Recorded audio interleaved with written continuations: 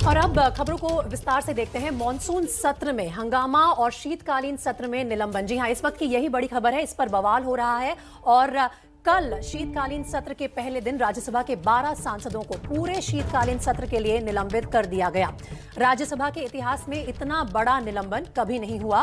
ताजा खबर यह है कि कांग्रेस ने कह दिया है कि वो माफी नहीं मांगेंगे। इससे पहले टीएमसी ने भी कहा था कि वो भी माफी नहीं मांगेंगे। कांग्रेस ने निलंबन को कानून के खिलाफ कहा है और दरअसल पहले ये चर्चा थी कि निलंबित सांसद आज माफी मांग सकते हैं। अगर वो माफी मांग लेते तो मामला वहीं खत्म हो जाता, लेकिन अब कांग्रेस ने ऐलान किया है कि वो माफी नहीं मांगेंगे। कांग्रेस के अलावा सूत्र ये भी बता रहे हैं कि तृणमूल कांग्रेस भी माफी मांगने के मूड में नहीं है। तो दोनों ही पार्टी जिनके सांसदों को निलंबित किया गया है अड़ी हुई है इस बात पर कि वो माफी नहीं मांगेंगे।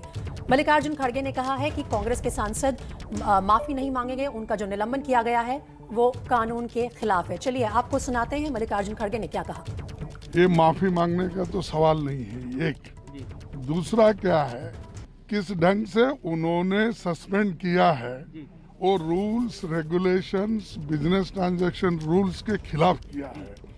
ये जो इंसिडेंट हुआ है ये है लास्ट सत्र का है, तो ये अब विंटर सेशन में इसको मुद्दा बना के सस्पेंड करना तो अपोजिशन की मुंह बंद करने के लिए उनकी जो पोल खुलेगी वो नहीं खुलना, इसीलिए सारे अपोजिशन पार्टी को उन्होंने सस्पेंड करने का निर्णय लेकर सस्पेंड किया है।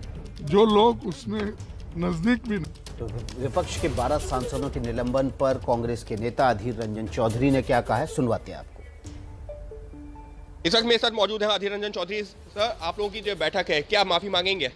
हमारी बैठक में फैसला न बिना सुनने के बाद पहले मैं कैसे कहूँ जी? पहले मीटिंग में तो जाने दीजिए जी। मीटिंग में सारे सब नेता भाई सब मिल के कोई हमारे नतीजा निकलेगा। चलिए तो सीधा चलते हैं हमारे संवाददाता अंकित गुप्ता के पास, जिन्होंने अधीर रंजन चौधरी से बात की। अंकित, सबसे पहले तो आपसे ये पूछना चाहूंगी कि क्या रुख बिल्कुल अब साफ है? क्या कोई भी नेगोशिएशन हो सकती है कि विपक्ष के ये जो नेता है जिन्हें निलंबित किया गया है वो माफी मांग ले और मामला यहीं खत्म हो जाए?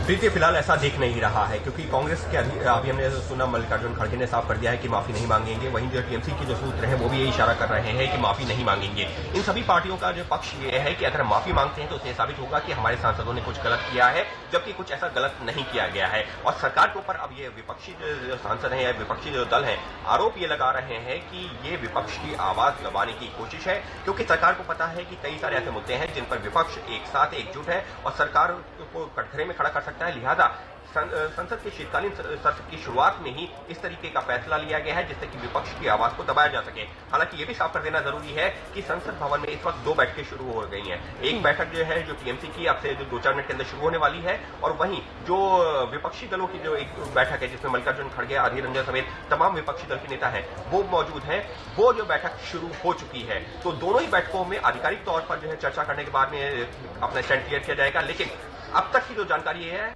वो यही है कि विपक्षी दल माफी मांगने को तैयार नहीं है। अंकित, तो आप खबर पर नजर बनाए रखिए। संसद भवन में शीतकालीन सत्र के दौरान जो भी कुछ घटेगा वो सबसे पहले आप अंकित गुप्ता के जरिए एबीपी न्यूज पर ही देखेंगे।